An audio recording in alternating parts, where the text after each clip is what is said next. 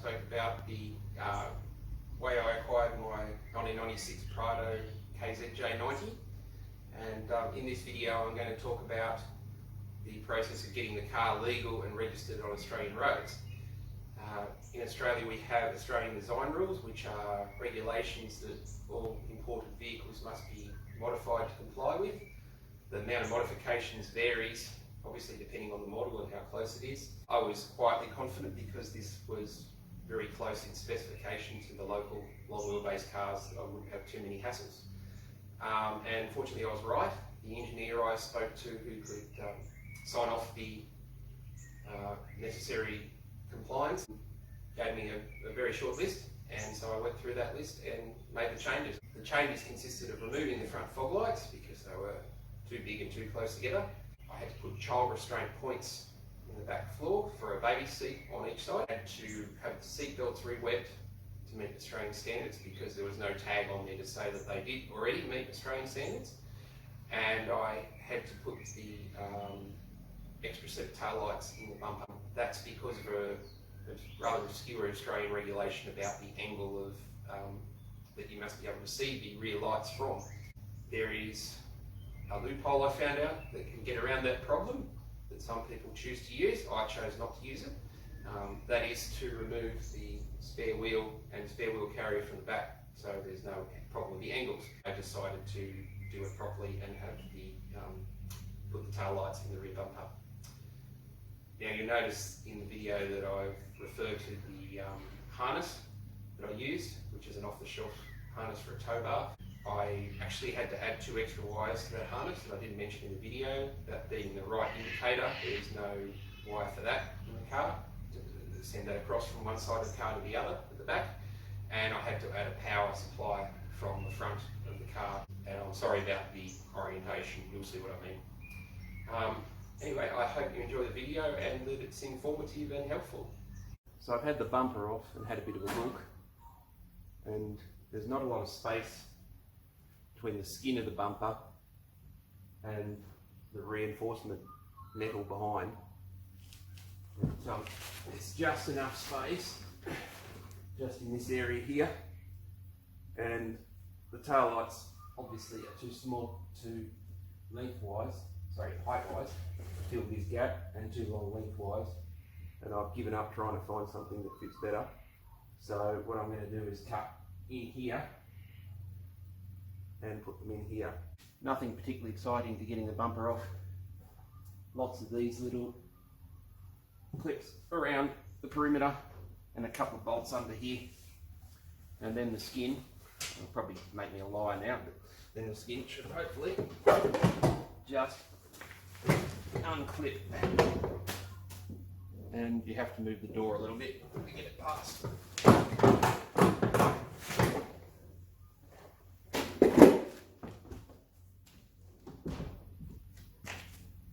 And there we go. So now I'll run some masking tape over this area here just to protect the paint surface while I do the cutting. I've made up a bit of a template off camera for the size of the grommet.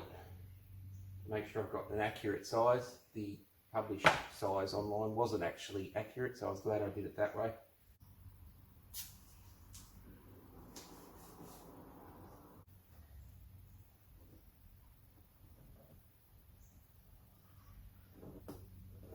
Something I always do when I'm going to cut something like this is drill a little pilot hole in each corner, because then when you come along with whatever saw you're going to use, you've got an edge to finish off neatly, and it gives you a nice little curve.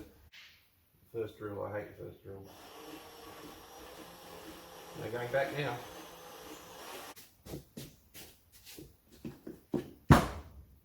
Let's see what the other side looks like. That looks workable. That's good. On for the saw. And of course now is the difficult part. To make those cuts accurately, you end up with the hole the right size at the end. And here we go. Well, that's one cut and trial fitted. They're a very tight fit. I guess that means they won't pop out in a hurry. I'm relatively pleased with how that's turned out. I just hope I was accurate in my clearance between the Rio and the car, otherwise we'll have a real problem. In the interest of those who may follow me in future with a KZJ90 or Japanese import, this is the trailer plug kit for an Australian Prado, and as you can see here, it's got a harness with a plug, and it says in the instructions that that plug is on the left hand side behind the trim panel on an Aussie car. And sure enough, it was actually tucked in here, not real good angle, tucked in here, taped up, and it plugs in.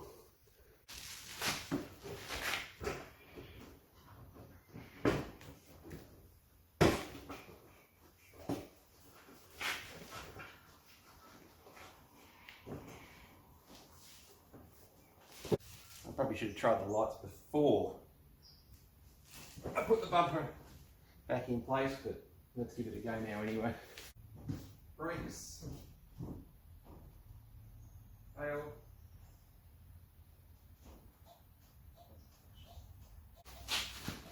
Looks pretty good to me. Let's put the push pins in first. Two down here. We go.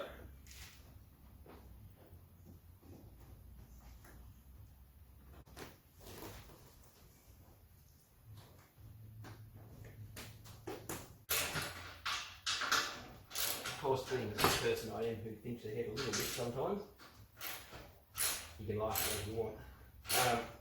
I've allowed for the tow bar to be added later so that the electrics are set up as sitting under here. Now, one of the things that has to be done for the compliance is to fit child restraint anchorages like that to the back floor. Now, even if you're never going to have kids in the car, it's an Australian requirement to have those, and there's certain measurements they have to comply to, and ideally they want to be on a flat bit of rear floor and go through, you know, a solid piece of metal, and they need to be a minimum of 200 millimeters from the back of the seat, and that's that point there, and as close to centered as possible.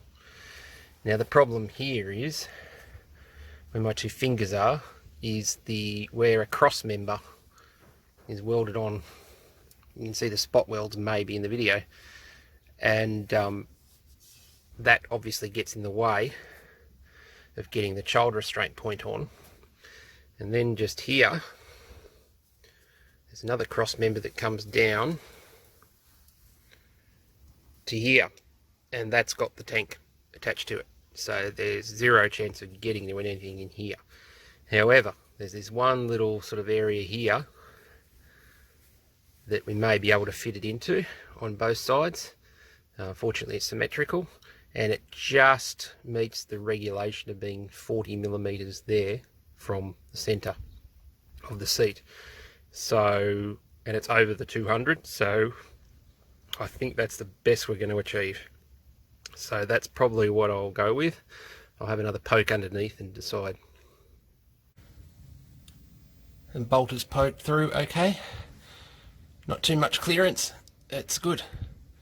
So now I will bend the washers that go on there just a little bit on the edge to make them fit the floor pan shape a bit better. I always put a bit of anti-rust paint around any hole I put in a car. May not make any difference. It may. It's just nice peace of mind. Just takes a little bit of extra care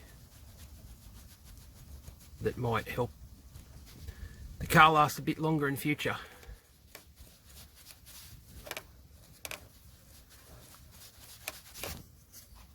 So it's actually quite acceptable to put a bit of a bend like that in them to fit the floor. So I'll just bend them bit by bit until I get the shape right, and then they'll be ready to go on.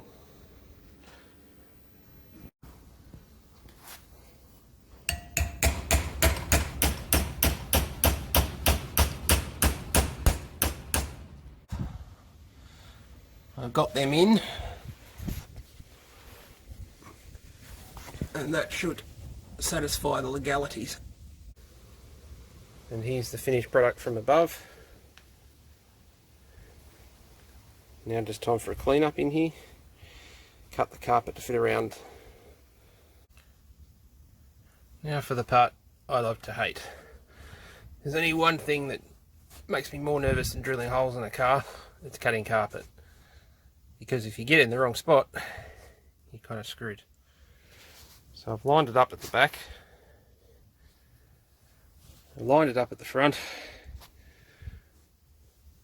There's my lump where the child point is on that side and that side. So I'm going to put the camera down and cut.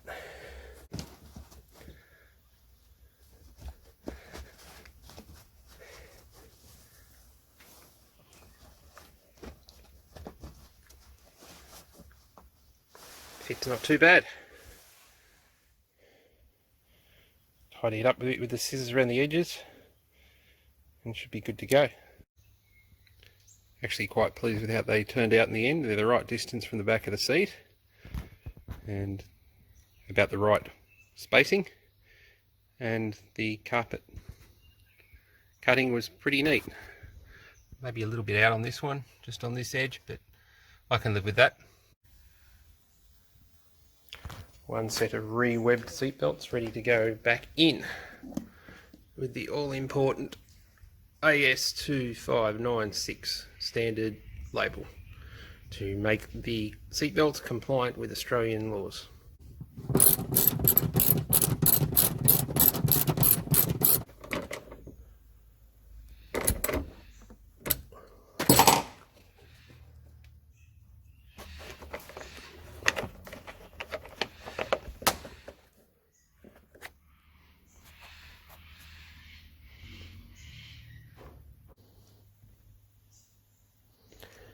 Might as well take these out and put new speakers in while we're at it. 6.5 inch apparently.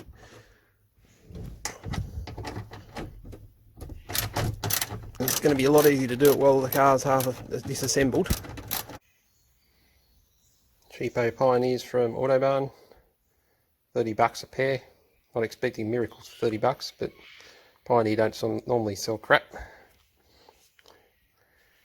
And just connect it into the original plug back. A bit smaller than the hole, but they fit okay, so give them a go. Well, at least they'll look the part, even though you won't see them. I wasn't even going to tape this bit, but I thought it might be interesting to someone. This is the instrument cluster,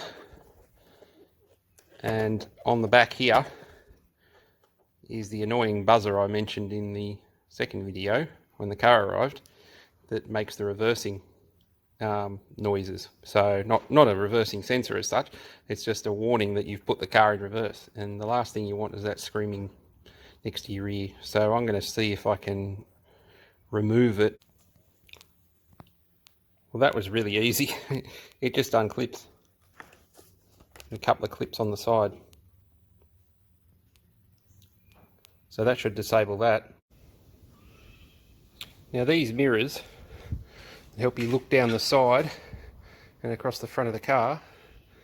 Fairly common on Japanese four-wheel drives and vans. And I'm just going to show you how to get them off. Now, I don't know whether I need this off for compliance or not, but rather than have it knocked back on this silly thing, I'm just going to take it off, and I can always put it on again later. And it's simpler than you think. So you grab the stem of it and you twist, and then under there you'll see, damn screwdriver,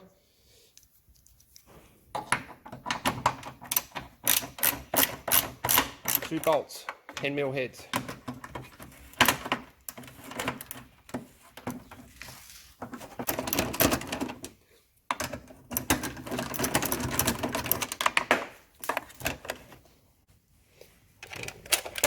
Tuck them back in there for safekeeping. And two screws in. And a grommet. just to fill the holes. Don't ask me what size grommet, I don't know, it was in just a random box of grommets. And I'll polish around that just to tidy it up, and that will do until we decide whether it's going back on or we're going to come up with something neater. Inside here we have the original Japanese tyre placard, and for Australian compliance we need an English one. So I got the text sent to me of what it should say for an Australian Prado, and I made up my own on the computer, printed it on vinyl, and printable vinyl of course, and covered it in clear coat. So I think that turned out pretty well, and I'm pretty confident that's going to pass the inspection.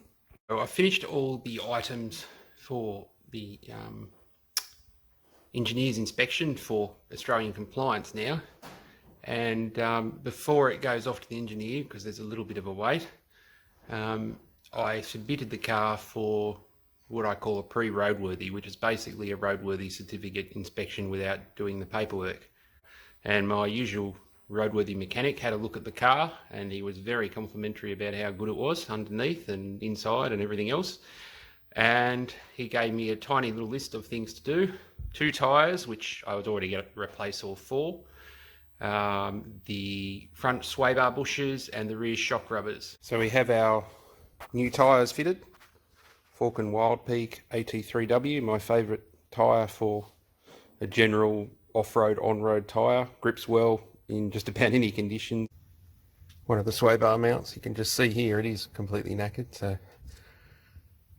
no wonder Anthony, the roadworthy guy, knocked it back. This one doesn't look too bad, but of course I'm going to do both at once.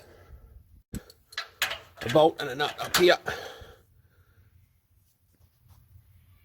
above this bracket, and that should drop down and the bush should come down.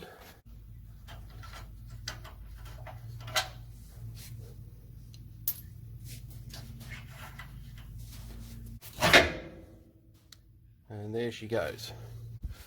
Already undone this one. And yeah, that rubber is shot. Well, that was fun.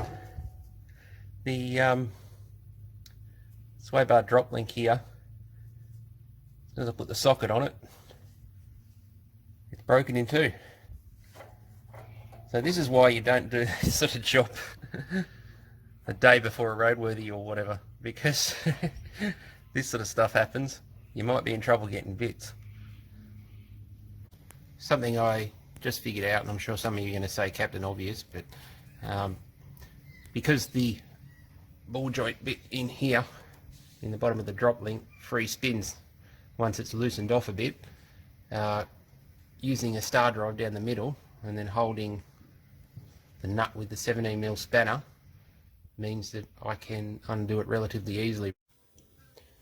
Surprise, surprise, my local Bursons had the right drop link, and off camera I realised that the bushes that I had that were supposed to be the right ones were for a 27mm sway bar, and I have a 26, so I end up getting another pair of Super Pro bushes instead of the white line ones I had, and honestly they seem a bit better.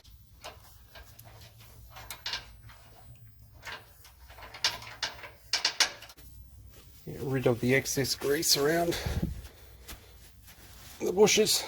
These poly bushes need grease apparently. I'm not a big fan of that because in the dusty conditions around here you just get grot in there. But if that's what it needs, that's what it needs. Moved on to doing the rear shock bushes now, and this is my method for holding the shock still. Exhaust clamp with a pair of mole grips on it, jammed in the spring, and that seems to be holding it okay while I undo the nut, which is fairly inaccessible in there.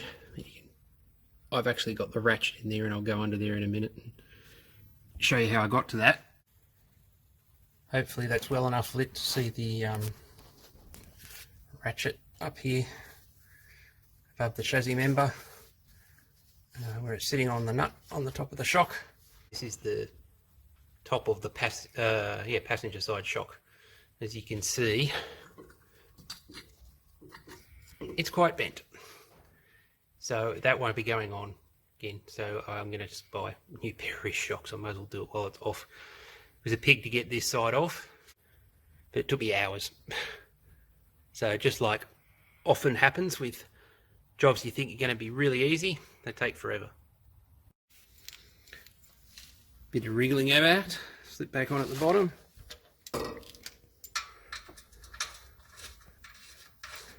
Bolt back in.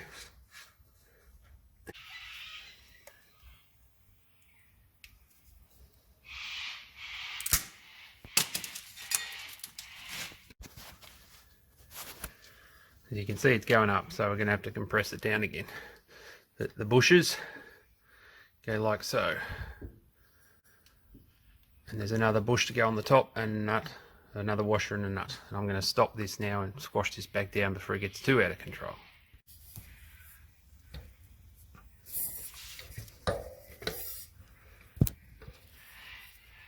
And just let it go through the hole.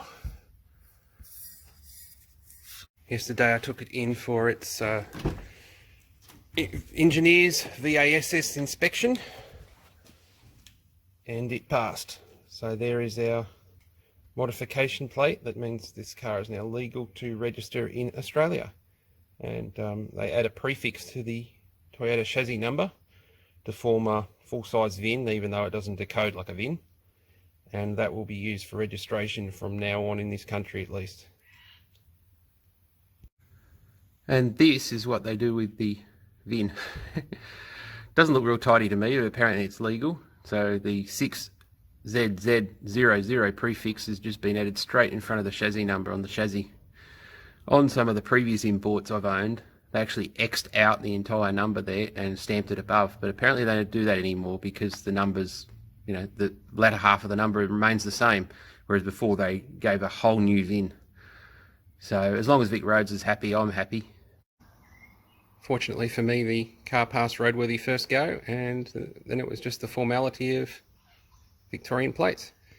As you can see, I chose American sized plates because they fitted neatly on the front and the back of the car, and I wasn't real happy with the style of the Japanese character plates. I thought they were a little bit too over the top.